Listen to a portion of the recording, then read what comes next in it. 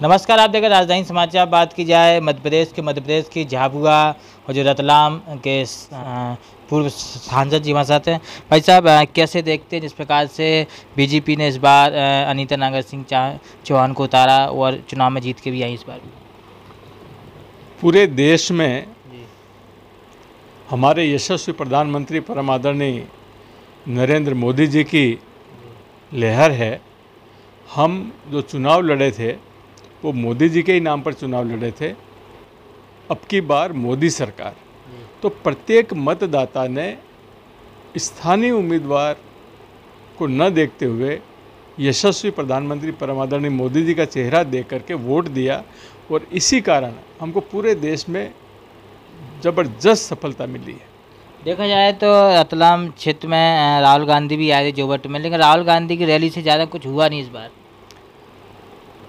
आपने सही कहा, हमारे देश में धीरे धीरे कांग्रेस समाप्त हो रही है और कांग्रेस का कोई भी बड़ा नेता भी आए तो अब उस कांग्रेस को जिंदा नहीं कर सकता है।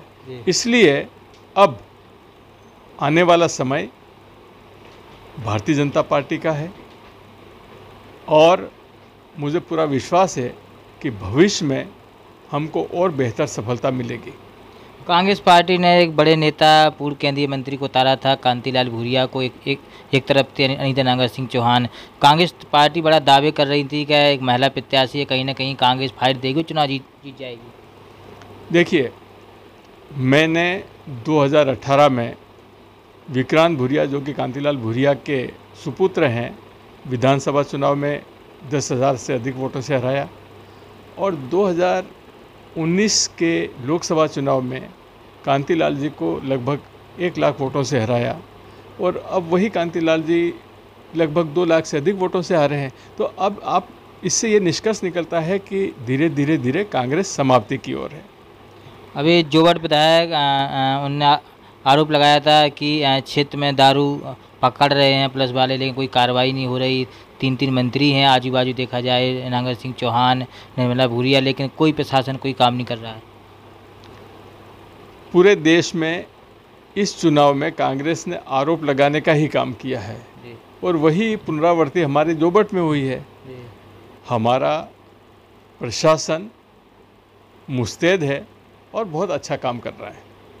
चोरियां भी हो रही जोबट विधानसभा में, भी आरोप लगा। एक सोने चांदी की दुकान में बड़ी लूट हुई, बाद में वो माल मिल भी गया, लेकिन इस तरह की घटना हो रही क्षेत्र में, तो अब क्या कहेंगे, कांग्रेस घिर रही है? देखिए, ऐसा है कि ये जो आपराधिक घटनाएं हैं ये छूट-फूट सभी जगह हो रही है। ये आप झाबुआ की या अलीराजपुर की या रतलाम की बात करें, ये ठीक नहीं है।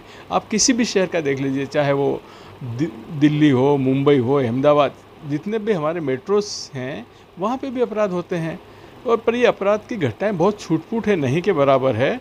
और मैं इतना कहना चाहता हूँ कि हमारे यशस्वी मुख्यमंत्री परम आदरणीय मोहन जी यादव के नेतृत्व में पूरे प्रदेश में जो कानून की व्यवस्था है वो बहुत चुस्त और दुरुस्त है और कहीं भी कोई ढील नहीं है। तो जो कांग्रेस आरोप लगा रही है वो बेबुनियाद है।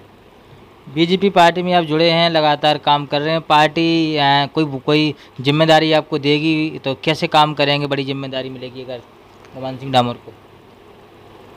मुझे 2018 में विधायक का चुनाव लड़ने की जिम्मेदारी दी, मैंने पार्टी के आदेश का पालन किया। 2019 में लोकसभा चुनाव लड़ने का आदेश दिया, मैंने उसका भी पालन किया और आगे पार्टी जो भी आदेश देगी हम पार्टी के आदेश का पालन करते हैं।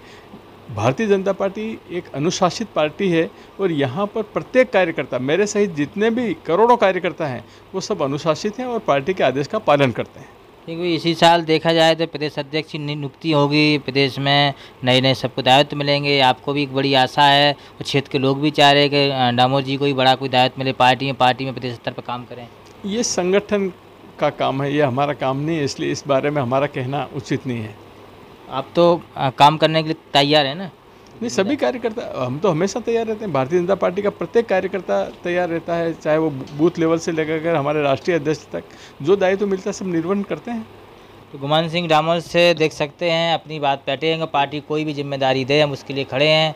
और रतलाम झाबुआ क्षेत्र में बहुत काम भी किया है और क्षेत्र में लगातार गतिविधियों में बने रहते। जुड़े हमारे साथ न्यूज़ की report, Bhopal. Subscribe now and press the bell icon. never miss an update.